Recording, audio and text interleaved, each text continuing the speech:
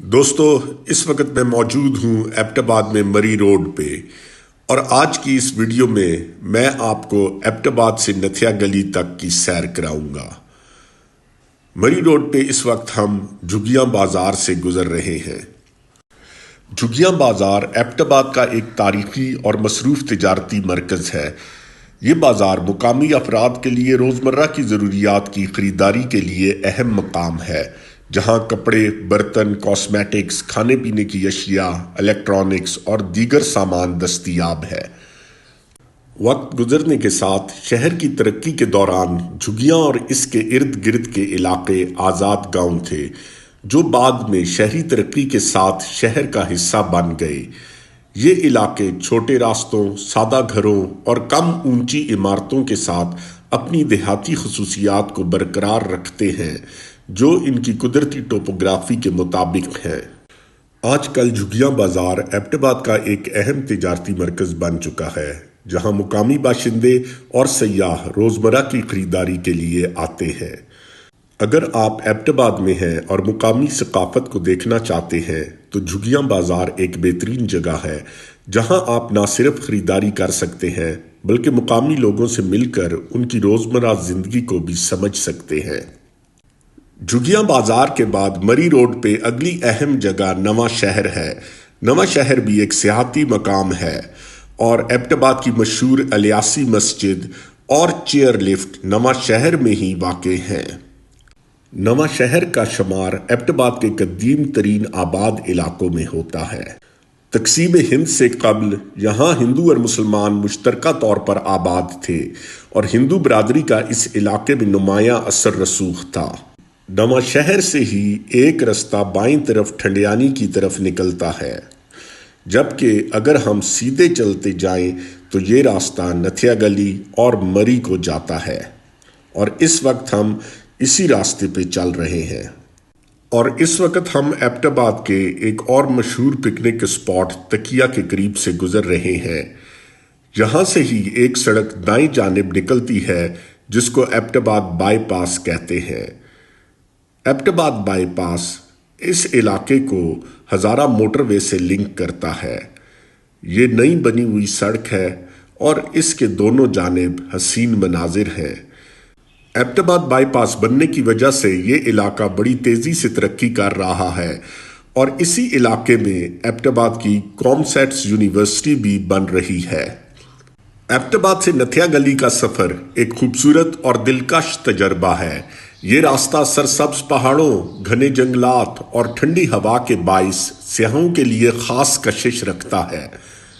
Abbott آباد سے نتھیا گلی کا فاصلہ تقریباً 35 کلومیٹر ہے، اور اس سفر کا دورانیہ 1 گھنٹہ ہے۔ ایبٹ آباد سے نتھیا گلی تک کا روڈ نہایت ہی کشادہ ہے اور یہ بہت اچھی حالت میں ہے۔ ایبٹ آباد سے 10 کلومیٹر کے فاصلے پر دریائے دور کے کنارے ایک نہایت ہی خوبصورت پکنک اسپاٹ ہرنو واقع ہے۔ دریائے دور تک جانے کے لیے آپ کو ہرنو بازار سے گزرنا پڑتا ہے۔ گرمیوں میں یہاں کافی رش ہوتی ہے اور یہ سارا علاقہ سیاحوں سے بھرا ہوتا ہے۔ ہرنو کا علاقہ قدرتی حسن سے مالا مال ہے، جو سیاحوں کو اپنی طرف کھینچتا ہے۔ یہ علاقہ سرسبز پہاڑ، ٹھنڈے چشمے، قدرتی آبشار اور ٹھنڈی ہواؤں کی وجہ سے بہت مشہور ہے۔ یہاں پہ کئی ریسٹورانٹس اور چائے کے اسٹالز موجود ہیں، جہاں لوگ مقامی کھانوں کا لطف اٹھا سکتے ہیں۔ ہرنو آبشار اور جھیل اپنی ٹھنڈک اور شفاف پانی کے لیے مشہور ہے۔ یہ جگہ قدرتی مناظر سے بھرپور ہے اور فوٹوگرافی کے شوقین افراد کے لیے جنت سے کم نہیں۔ دریا کے کنارے بآسانی پہنچا جا سکتا ہے، جہاں لوگ اپنی فیملیز کے ہمراہ آتے ہیں، یہاں پہ کھانے پکاتے ہیں اور ٹھنڈے پانی میں پاؤں ڈبو کر آرام سے بیٹھتے ہیں۔ بچوں کے لیے جھولے، گھوڑ سواری، اونٹ سواری اور دیگر تفریحی سرگرمیاں بھی دستیاب ہیں۔ یہ جگہ بچوں کے لیے ایک خوشگوار تجربہ فراہم کرتی ہے۔ ہرنو کے سرسبز پہاڑ، دریا کی بہتی لہریں اور ٹھنڈی ہوا انسان کے ذہن کو سکون دیتی ہیں۔ جیسے ہی آپ وہاں کچھ وقت گزارتے ہیں، دل کی الجھنیں اور ذہنی تھکن کم ہونے لگتی ہے۔ دریائے دور کی شفاف لہروں میں پاؤں ڈال کر بیٹھنا، جھاڑیوں کے درمیان پرندوں کی آوازیں سننا اور آس پاس کے سبز مناظر دیکھنا، یہ سب کچھ انسان کو قدرت کے قریب لے آتا ہے۔ ایک لمحے کو ایسا لگتا ہے جیسے دنیا کی تمام مصروفیات پیچھے رہ گئی ہوں۔ جہاں آ کر ایسے محسوس ہوتا ہے جیسے قدرت نے خود آپ کا دل ہلکا کر دیا ہو۔ ہرنو کے ارد گرد کے پہاڑوں اور وادیوں میں مختلف اقسام کے درخت اور پودے پائے جاتے ہیں۔ ان میں دیودار، چیڑ، چنار، بلوت، گلاب، رنگین پھول اور سفیدے کے درخت مشہور ہیں۔ ان درختوں اور پودوں کے علاوہ یہاں مختلف اقسام کی گھاس اور جڑی بوٹیاں بھی پائی جاتی ہیں جو مقامی حیاتیات کے لیے اہمیت رکھتی ہیں۔ یہاں کے قدرتی ماحول میں مختلف اقسام کی جنگلی حیات بھی پائی جاتی ہے، جن میں ہرن، خرگوش، بندر، پرندے اور جنگلی بلی شامل ہیں۔ ان کے علاوہ یہاں مختلف اقسام کے کیڑے مکوڑے، تتلیاں اور دیگر چھوٹے جانور بھی پائے جاتے ہیں جو ماحولیاتی توازن میں اہم کردار ادا کرتے ہیں۔ یہاں کے مکینوں کی روزگار کی بنیادی طور پر زراعت، مال مویشی، سیاحت اور مقامی دستکاری پر ہے۔ یہاں کے مکینوں کی روزمرہ زندگی دیہاتی روایات اور قدرتی ماحول سے جڑی ہوئی ہے۔ یہاں کے لوگ اپنی زمینوں پر گندم، مکئی، آلو، سیب، ناشپاتی، خوبانی، آلو بخارا وغیرہ کی فصلیں اگاتے ہیں۔ یہ فصلیں مقامی سطح پر استعمال کے علاوہ قریبی شہروں میں بھی فروخت کی جاتی ہیں۔ گائے، بکری، بھیڑیں اور مرغیاں پالنا یہاں کے مکینوں کا اہم ذریعہ معاش ہے۔ ان سے دودھ، گوشت اور انڈے حاصل کیے جاتے ہیں جو نہ صرف مقامی سطح پر بلکہ قریبی شہروں میں بھی فروخت ہوتے ہیں۔ یہاں کے جنگلات مقامی لوگوں کے لیے ایندھن، تعمیراتی مواد اور دیگر ضروریات کا ذریعہ ہیں۔ سیاحوں کی آمد سے مقامی ہوٹلوں، ریسٹورانٹس، گھوڑوں کی سواری، فوٹوگرافی اور دیگر تفریحی سرگرمیوں سے منسلک افراد کو روزگار ملتا ہے۔ یہاں کے جھرنے، جھیل اور دیگر قدرتی مناظر سیاحوں کو اپنی طرف متوجہ کرتے ہیں۔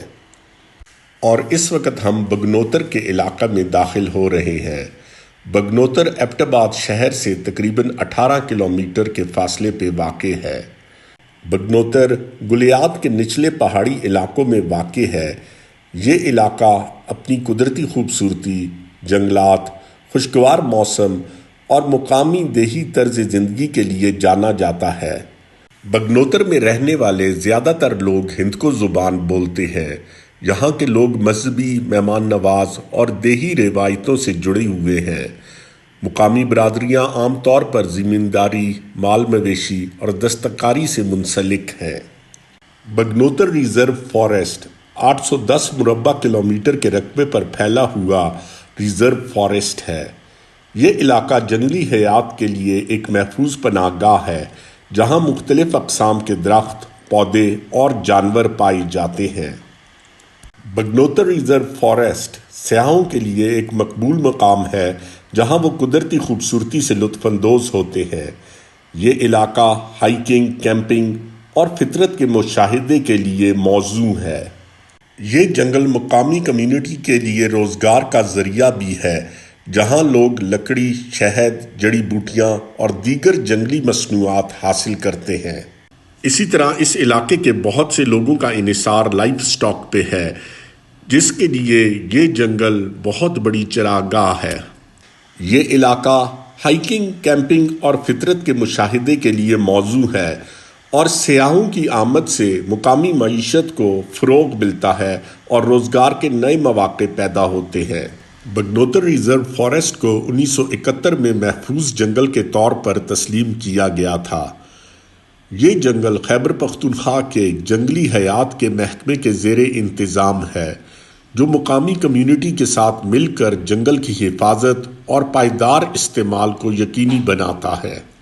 بگنوتر ریزرو فارسٹ کی دیکھ بھال اور تحفظ کے لیے خیبر پختونخوا حکومت نے متعدد اقدامات کیے ہیں تاکہ اس قدرتی ورثے کی پائیداری کو یقینی بنایا جا سکے۔ یونیسکو کے پروگرام مین اینڈ بائیوسفیئر پروگرام کے تحت بگنوتر سے باریاں تک کے علاقے کو بائیوسفیئر ریزرو کے طور پر تسلیم کیا گیا ہے۔ اس تسلیم شدگی سے نہ صرف عالمی سطح پر علاقے کی اہمیت میں اضافہ ہوا ہے بلکہ مقامی کمیونٹی کی فلاح و بہبود اور ماحولیاتی تحفظ کے لیے نئے مواقع بھی پیدا ہوئے ہیں۔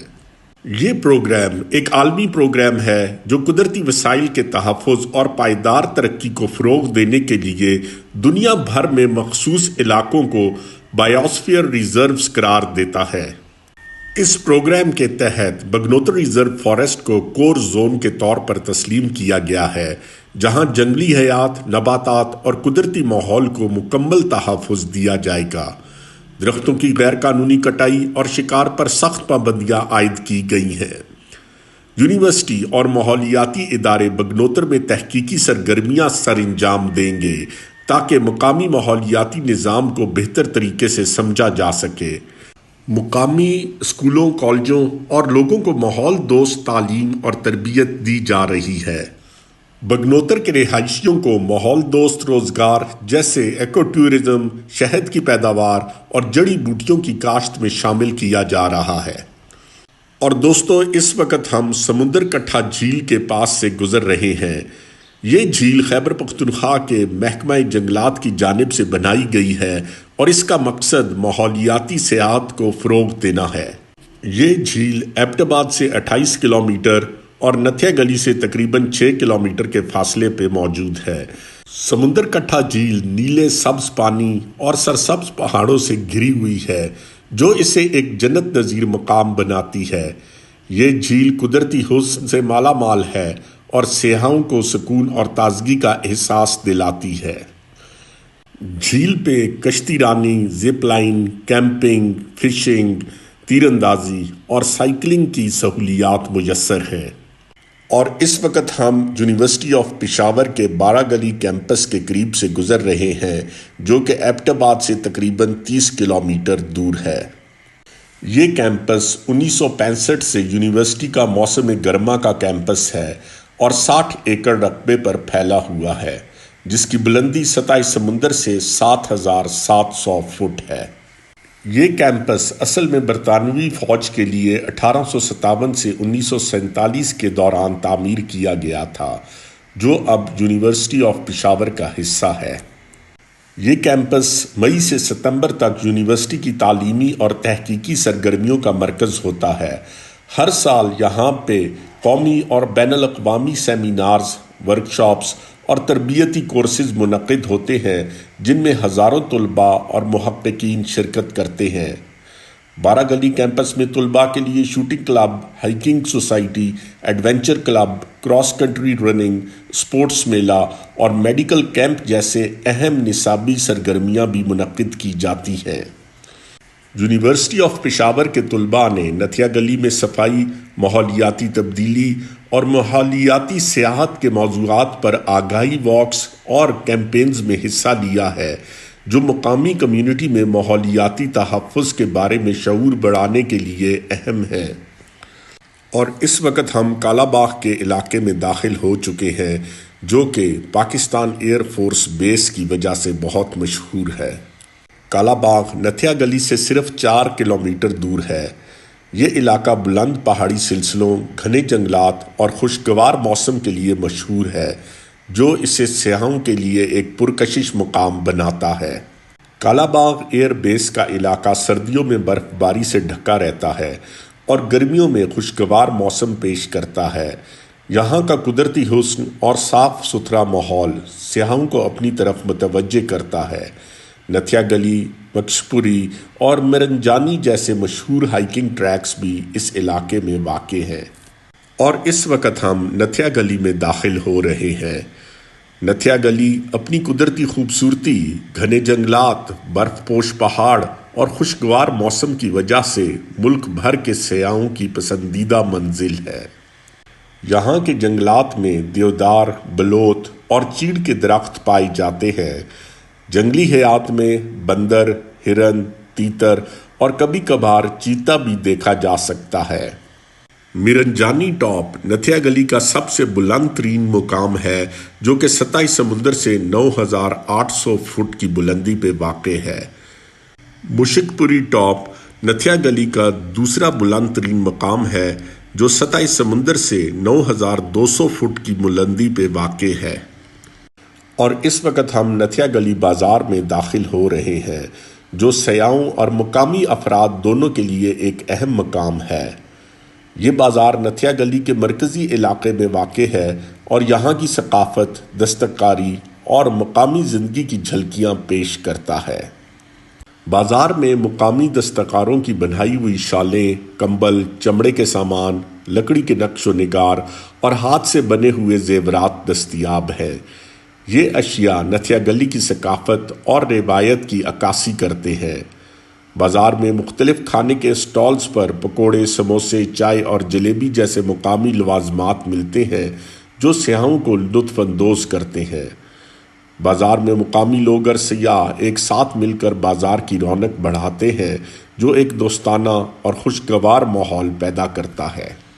نتھیا گلی کی دریافت کا سہرا برطانوی افسر جیمز ایبٹ کے سر ہے جنہوں نے 19ویں صدی کے وسط میں اس علاقے کی کھوج کی۔ انہوں نے اس خوبصورت پہاڑی علاقے کو برطانوی افسران کے لیے ایک مناسب تفریح مقام کے طور پر منتخب کیا۔ برطانوی راج کے دوران نتھیا گلی کو ایک ہل اسٹیشن کے طور پر ترقی دی گئی۔ یہاں برطانوی افسران اور ان کے اہل خانہ کے لیے بنگلے، چرچ اور دیگر عمارات تعمیر کی گئیں۔ برطانوی دور حکومت میں نتھیا گلی کو پشاور ڈویژن کے چیف کمشنر کا موسم گرما کا ہیڈ کوارٹر بھی بنایا گیا تھا۔ یہاں کی ٹھنڈی آب و ہوا اور خوبصورت مناظر نے اسے برطانوی افسران کے لیے ایک مثالی مقام بنا دیا۔ آزادی کے بعد بھی یہ علاقہ سیاحوں کے لیے ایک مقبول مقام رہا اور حکومت پاکستان نے یہاں کی سیاحت کو فروغ دینے کے لیے مختلف اقدامات کیے۔